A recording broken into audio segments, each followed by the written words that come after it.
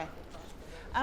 We might get going. I know we're a couple of minutes late and people will trundle in as they come in. So my name's Sarah Twaldo. I'm the Director of Defence Science Communication in the Defence Science Technology Group, Department of Defence. I'm also a board member of the Australian International Association of Business Communicators, the IABC, and I received my certification last year as a communication management professional, which is a worldwide recognised ISO certified communication certification, which I think as a professional is really important for us to get that seat at the table. So good afternoon. It's the last ComCAN event for the year. I can't believe that 2021's gone as quickly. I think it's been like 2020. It's been a day and a decade all at once. And communications for all of us is just maintained at the pace that we saw that picked up last year. I would like to begin by acknowledging the traditional custodians of the land on which we meet today, the Ngunnawal people, and I pay my respects to their elders past, present and emerging. And I extend that respect to any Aboriginal and Torres Strait Islanders who are here today. At a recent event, I listened to one of the Ngunnawal country elders, and he shared with us that acknowledging country is about saying how your body and spirit are protected, and that you'll have a safe journey on this land and show respect to the land. That we come together respectfully, open and honest. That we have respect and harmony for the land, the environment and the people. So in that spirit, welcome, and I think we've got some really interesting presentations for you all today. So we start off with the challenges in communicating science. I was going to co-present with my peer Sarah Leslie, but she's the Deputy Chief of Staff to our Chief Defence Scientist, and like us all, there are always those last minute things, so she sends her apologies today. Then we have the One APS, and are you guys using Slido? You're not going to be using? You're not? Okay, you've changed it. We told you you're going to use it. I love that. We were going to use it, but I think the phone reception's not great. So it gets a bit hard.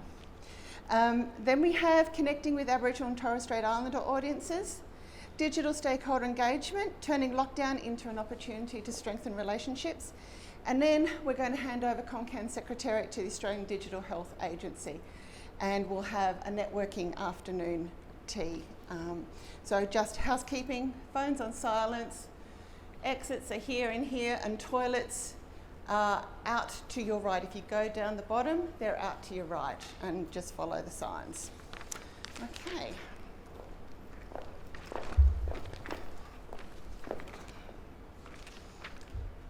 So, as I said, I'll kick off this afternoon, and apologies again from Sarah. Just a brief overview. You probably wouldn't have heard of Defence Science and Technology Group.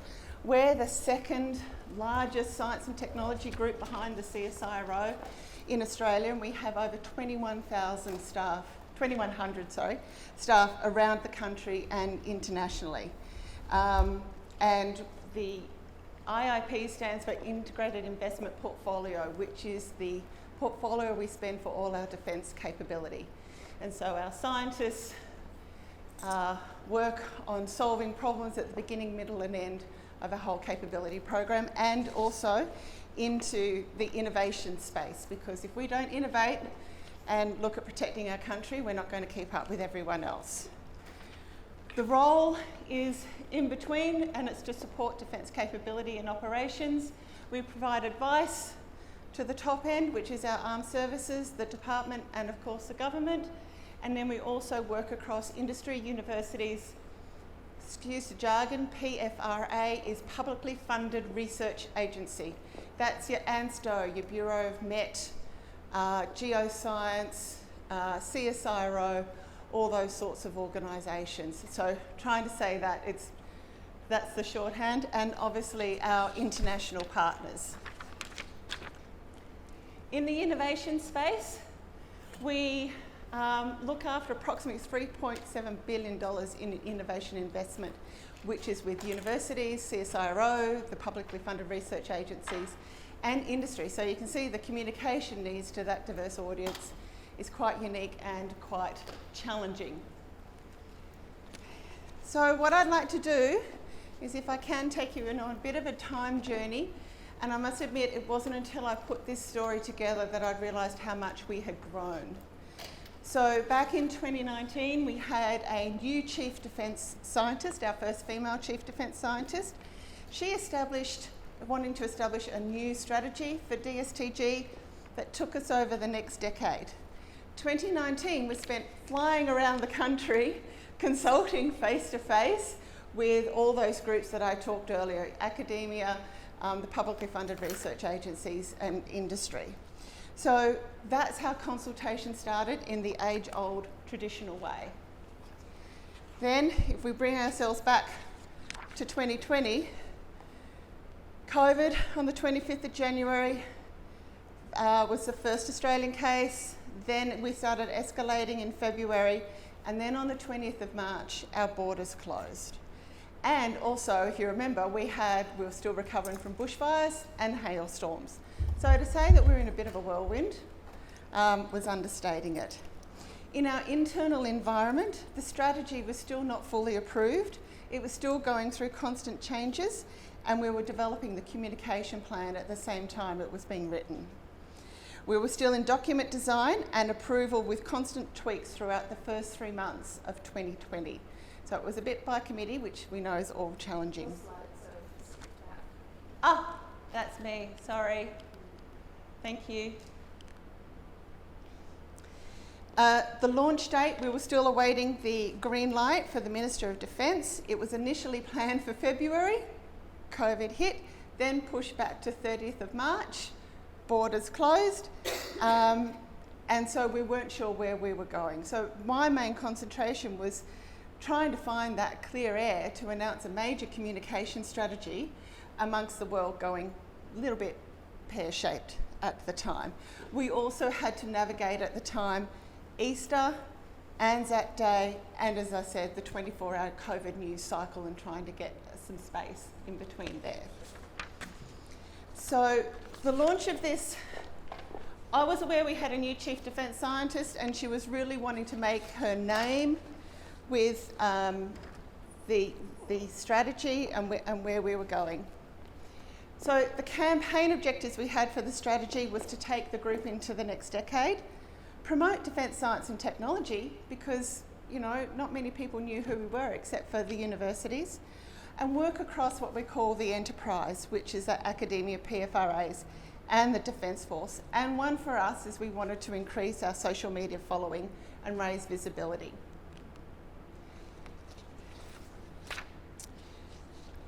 We had to make the complex simple with this strategy.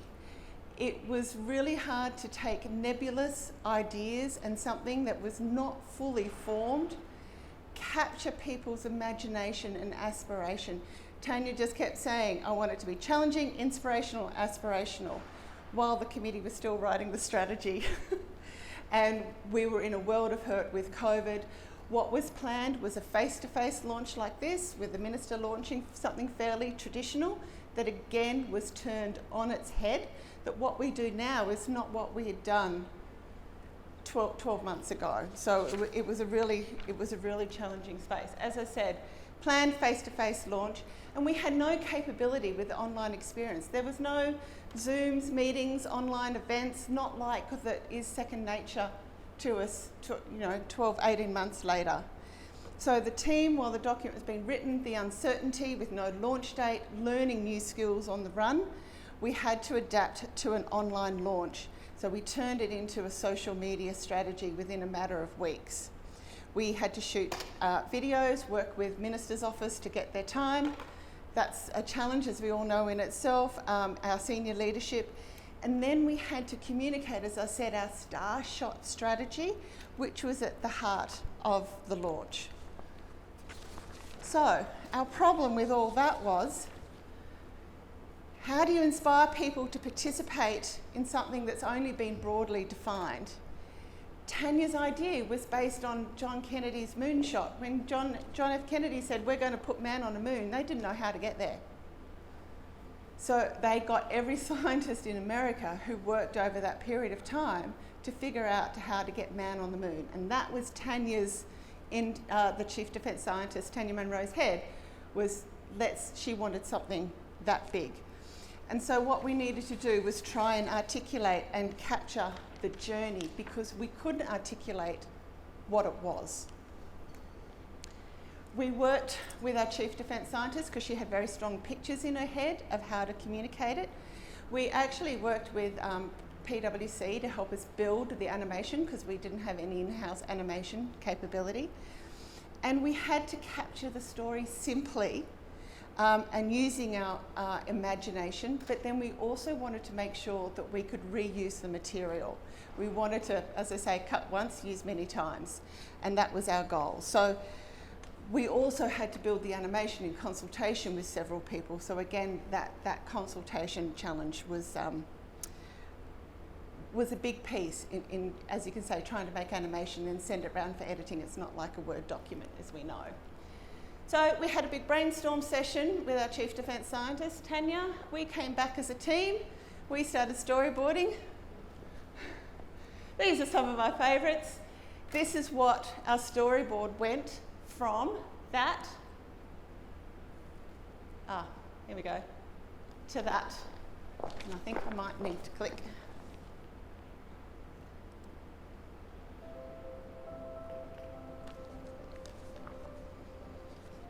Australia's strategic environment is changing. The scope of science and technology is broadening, and we're facing an immense galaxy of challenges and opportunities. In response, we have set long-range goals to align the nation's world-class strategic research to focus on priority defence problems. We call these goals star shots.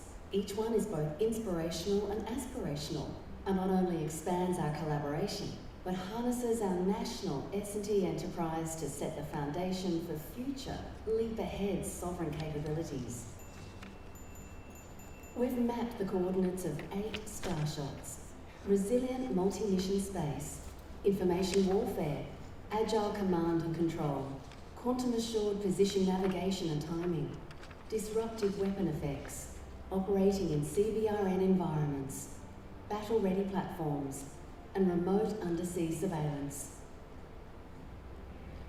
But getting to our goals is a complex journey. It requires considerable planning, shared understanding, and openness to new ideas and technologies.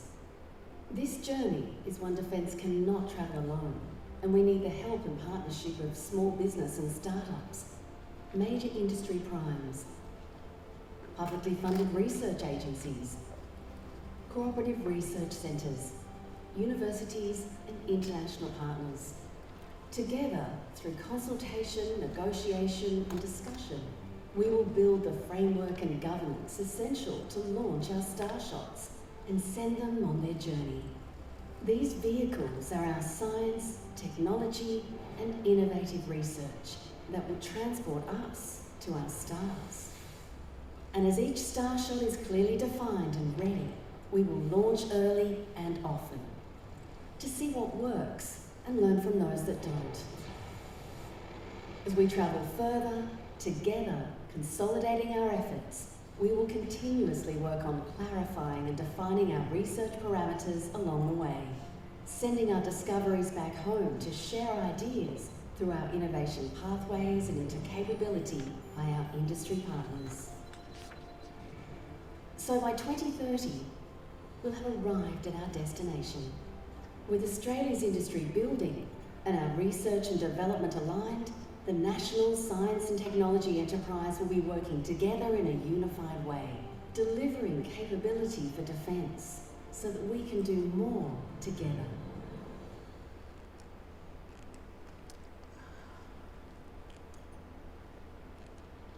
And it's not going forward. Hold on, guys, sorry.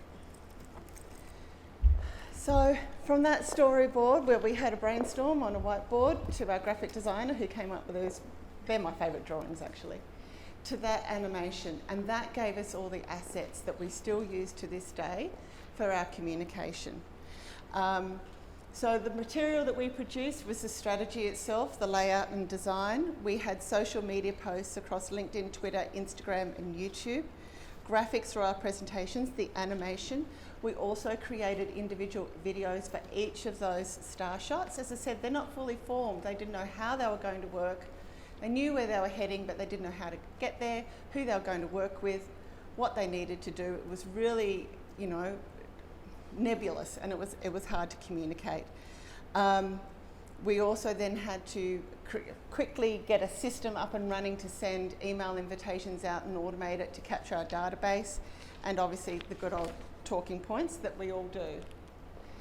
So the outcomes of the campaign, which we were really proud to say that we met all our objectives, is our website was increased by 37%. So I think the lining in COVID that we're all finding is that the traditional face-to-face presentations that we're doing, which are nice, they only go so far. So the strength we found in launching a strategy digitally was it really enhanced the awareness across a broader audience because they could access it. So our website views just skyrocketed by 37%, and that was unique views, which was awesome. The engagement rates on our social media were just fantastic. Twitter just flew. LinkedIn is actually one of our steady channels, and that goes up quite well. Instagram was good, but what really blew us away was YouTube. Because we had to create these standalone videos, the team really worked on the SEO while we were waiting for a launch date. And working on that SEO grew our YouTube channel and is one of our key communication channels with our external audiences today. Media inquiries, 8 doesn't seem like much, but for DSTG that gets 1 or 2 a month, that was actually a really awesome result. Our media coverage and our potential audience reach of 95,000 really grew our the awareness of what we were. What was really important with the mail out that we learnt is we sent out the invitations to 200 people, but we actually ended up having over 600 with the follow-up invite because the email invitations went around virally, which really made it useful for us. And so we're really building that email database for all our events so we can capture that. The lessons that we learnt from this, because we were building it on the fly, we had posts in social media leading up to the launch day, and then one every day talking about star shots after that. What we learned is we needed to alter the tempo on the social media. People dropped off after a while, they were just getting too much. So next time we will extend it, but not have it so much bunched up together. We still need to develop that stronger content pre and post launch in that pipeline. That was, as we were building it on the fly, it was challenging. Shorter videos, we were struggling with that. I knew that we needed shorter videos, but of course we've got an audience that want to include everything. They're all scientists, so you've got to include every option. More of a teaser video, and I think the best thing was that the animation really worked well to capture something that was so nebulous in our strategy that's also over the next decade. It was written pre-COVID, it takes us over the decade, and it wasn't, we knew where we were heading, and that was about it. So, where are we now? Earlier this year, we actually launched an engagement and communication strategy for the group, so anyone could talk about the strategy, and that material is available on our intranet. So what I'm trying to do is put the tools in for everybody, so we've got an amplification of our voice. They're not always wondering what to say. Each star shot and the strategy is underpinned by what we call 3 pillars that are the foundation, have their own communication strategy. And I've basically said, go out and communicate and enable them. So it's giving them the tools, trying to educate them and support them and letting them go do, or else we would just be overrun with, we would be a division of communicators if we had to do it all. So the star shots are truly on their way. As we said, some have launched, some haven't. And we're also focusing on helping our scientists increase their capability to simplify their message, which I know we all struggle with anyway in day-to-day life. But in the scientific world, and how many people work with academics?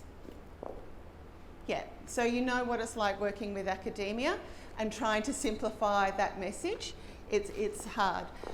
We will circulate this paper. Sarah Leslie, who's also a scientist, it's really gone gangbusters around the group, which is awesome. And it's trying to explain to scientists why we need to communicate simpler. A lot of the messages here, you as communicators will get, but to someone whose whole role is to write in-depth, you know, they've all got PhDs, they've all written 20,000 word thesis, you know, writing 5,000 words to them is nothing. And when I get emails that are 2 or 3 pages and say, can our chief defence scientist send that out? And I'm going, let's shorten it a bit, and it's trying to help them understand that. So in this research paper that Sarah put together, she came out with 3 things: that be clear on what you want to achieve, know your audience, deliver your message plainly and clearly. And that's pretty common sense to all of us who are in the field. We need our science communication to expand knowledge, influence behaviour, inform debate and robust decision making to increase trust. That's the goal of our science communication. We've really got to, we've seen the argument in the public when we're talking about COVID and the release of all that information. That's the challenge where we've got to get to. So our challenges, and for those who work with scientists and academics, are they aren't trained to communicate outside academia. Just like everything else, they have their own language. They have their own way of speaking. What we are finding is when you start to communicate with the general audience, the greatest scientific literacy can actually lead to polarisation. It'll keep people in their filter bubbles and their echo chambers, because they'll find the research that they want that supports their argument and thinking, and they'll go down that lane. And there's also a theory called the backfire effect, that people respond to facts that contradict their belief by actually strengthening their version of the truth. So adding lots of information in and making it in depth is really hard. There's also what they call the public irrationality thesis, which assumes that the public isn't scientific literate, nor think about the risk the same as scientists. If this was true, people's views would then change. And as I said, what actually happens is that the increased literacy leads to greater difference in views depending on your group identities. People just keep going back down the path that they were. The issue we have is that science is based on uncertainty and complexity, and the challenge is communicating that uncertainty and complexity simply.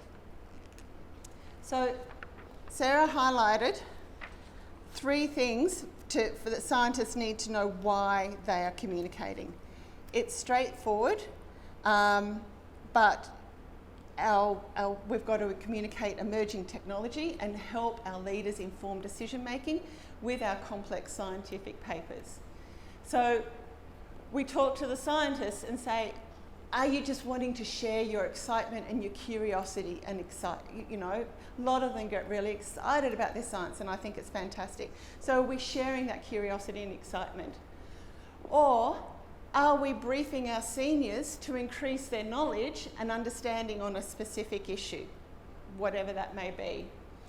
Or are we wanting to engage diverse groups and help communicate the issues that are there? So you can imagine in our context in the Department of Defence, they want to communicate something to industry or a peer or someone that's really exciting, an innovation that they may have come across or a solution to a problem. Or we've got something really heavy with our Joint Strike Fighters and they want to brief an issue up. They've still got to communicate that science clearly. This one really hit me. It really made me understand, I think very simply, the issue that we're facing. As you all know, when we do our media releases and our comms, we work on the right. In defence speak, we call it the bottom line up front. What's the catch? What's the top point that we want to sell? Then the so what, and then we have the details. Scientists work the other way around. So when we give them the top line up front without all the details, they don't get it. So we've got to help them translate it. And I think that inverse triangle there really helps our scientists understand. The other thing is we know scientists often write with a high readability score. It's often at the Flesch Kincaid reading level of 17.9, and which makes rather dense reading. So our job is to get that down quite a few levels to 6th grade level if we can, and that's the challenge. So that's the real crux of Sarah's paper, and the scientists are really starting to love that, and she's tried to make the complex simple, but things like that really make it easy. And I'll just put in a shameless plug if anyone's interested. We have a conference next year on the Australian Defence Science, Technology and Research Summit. Hopefully, fingers crossed, it'll be face-to-face, and we'll be hearing lots of those academic papers, and our job during that conference, not only to run it and organise it, is to simplify those, and if we can, get them down to a tweet, which is going to be challenging. So, thank you, everyone. Any questions?